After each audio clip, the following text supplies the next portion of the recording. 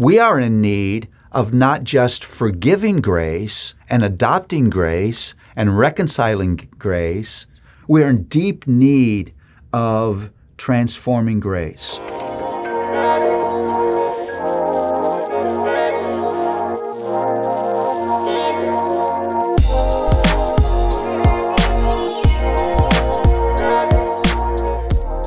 One of the things I love about the Psalms is if you read through the Psalms looking for God's grace, you will discover every aspect, every function of the grace of God. They're all there in the Psalms. It's really quite amazing.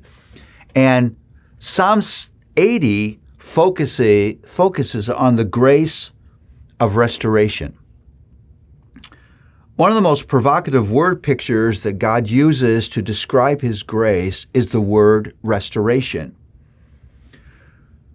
We once lived across the street from a beautiful old house that was being restored.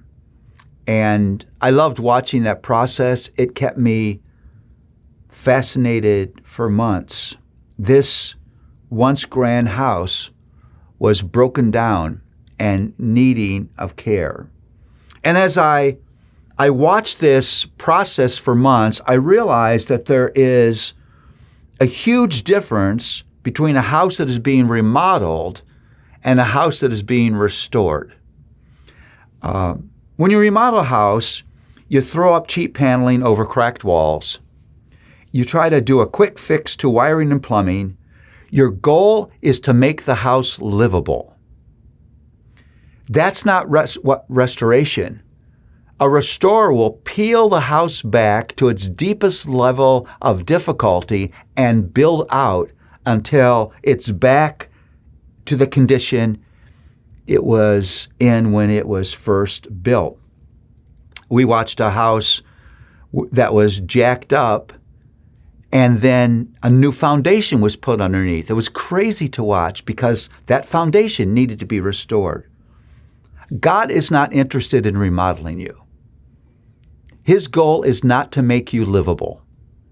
His goal is to restore you to the condition He designed for you to be in when He created people and placed them in this place we call earth. Psalm 80 is a cry for God's restorative grace. And there is a refrain in verse 3, verse 7, and verse 19. Restore, O God, let your face shine that we may be saved. Restore us, O God of hosts, let your face shine that we may be saved. Restore us, O God of hosts, let your face shine that we may be saved. The sad fact is sin leaves us not just needing forgiveness, because sin leaves us damaged. And there's a way in which that damage reaches to every part of our being. And so we are in need of not just forgiving grace and adopting grace and reconciling grace and justifying grace. We are in deep need of transforming grace.